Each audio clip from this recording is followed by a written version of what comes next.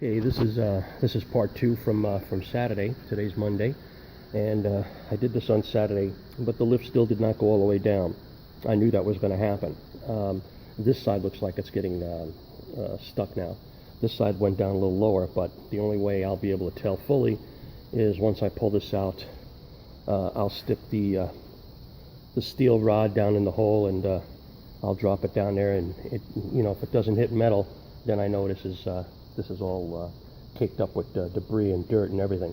But this is how you got to pull these out sometimes. You got to use the actual lift itself to pull the pulley out, especially if you don't have the tab, like the tab right there on that one. This tab busted off, okay, when I used the jack last time.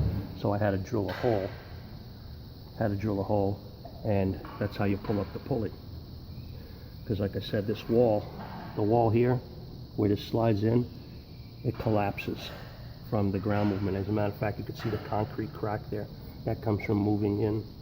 So that's very common out here in California. And there's been somewhere I couldn't fix them. So luckily I got this out. This will be able to be repaired though.